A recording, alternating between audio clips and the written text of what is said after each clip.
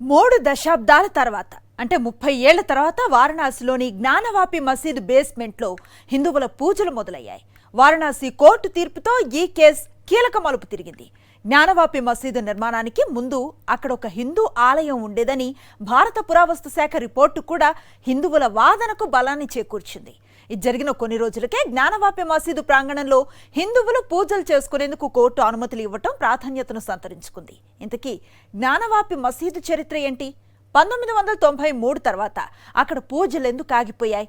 జ్ఞానవాపి నేలమాలిగల్లో ఏం రహస్యాలు దాగున్నాయి? అసలు భారత పురావస్తు శాఖ ఇచ్చిన 839 పేజీల నివేదికలో ఏముంది?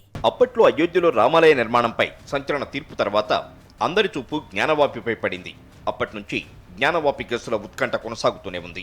ఎట్టకేలకు అయోధ్య రామ మందిరంలో బాలరాముడి ప్రాణప్రతిష్ఠ తర్వాత జ్ఞానవాపి కేసులో వారణాసి కోర్టు కీలక తీర్పు వెల్లడించింది. జ్ఞానవాపిలో పూజలకు హిందువులకు అనుమతి ఇచ్చింది. దీంతో ఒక్కసారిగా దేశం చూపు జ్ఞానవాపి మసీదుపై పడింది. కోర్టు ఉత్తర్వులను హిందువుల భారీ విజయంగా కాశీ విశ్వనాథ్ ట్రస్ట్ అభివర్ణించింది. ప్రార్థనా మందిరంలో సీల్ వేసి ఉన్న బేస్మెంట్లో పూజలు చేసుకునేందుకు వారణాసి కోర్టు అనుమతి ఇవ్వడంతో అక్కడ పూజలు కూడా మొదలయ్యాయి. అయితే ఏఎస్ఐ సర్వే నేపథ్యంతో మసీద్ బేస్మెంట్కు సీలు వేశారు. అయితే తాజా కోర్టు ఆదేశాలతో ఆ బారికేడ్లను తొలగించారు. అంతేకాదు విశ్వనాథ్ ఆలయ పూజారులు ఈ పూజలు నిర్వహించుకోవచ్చని కోర్టు స్పష్టం చేసింది. అయితే ప్రస్తుతం ఉన్న జ్ఞానవాపి మసీదు అంతకు ముందున్న హిందూ ఆలయ నిర్మాణంపైన నిర్మితమైందా అన్న విషయం తేల్చేందుకు గత ఏడాది వారణాసి కోర్టు అక్కడ ఏఎస్ఐ సర్వే జరపాలంటూ ఆదేశాలు జారీ చేసింది. ఈ క్రమంలోనే వారణాసిలోని జ్ఞానవాపి మసీదు కాంప్లెక్స్ స్థానంలో భారీ హిందూ ఆలయ నిర్మాణం ఉండేదని భారత పురావస్తు శాఖ ఈ మధ్య నివేదిక ఇచ్చింది.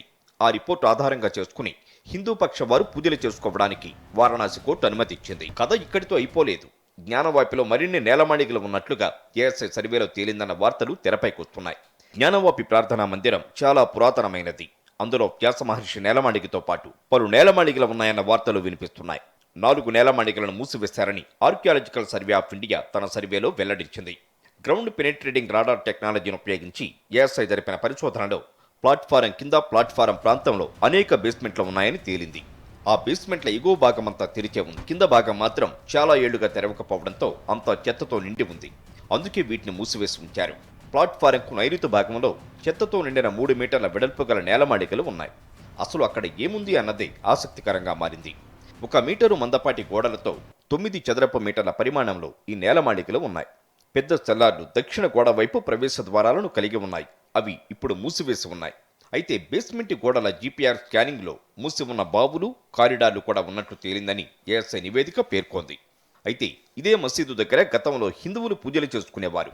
జ్ఞానవాపి మసీదులో 1993 వరకు పూజలు నిర్వహించినట్లు పిటిషనర్ శైలేంద్ర కుమార్ పాఠక్ తన పిటిషన్లో పేర్కొన్నారు.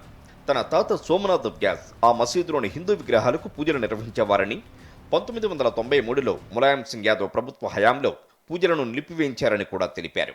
అయితే తాజాగా కోర్టు తీర్పుపై జ్ఞానవాపి మసీదు బాధ్యతలు చూస్తున్న అంజుమన్ ఇంతెజామియా మస్జిద్ కమిటీ తీవ్ర అసంతృప్తి వ్యక్తం చేసింది.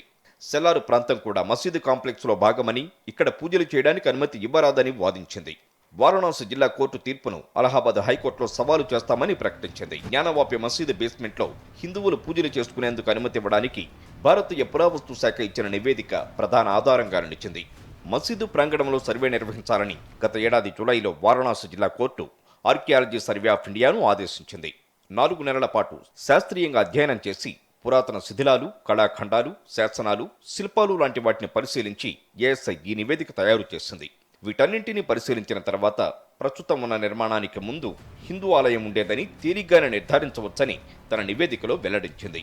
ఔరంగజేబు పరిపాలనలో జ్ఞానవాపి మసీదు నిర్మించినట్లు అక్కడున్న ఓ గదిలో లభించిన అరబిక్ పర్షియన్ శాసనం మీద రాసి ఉంది.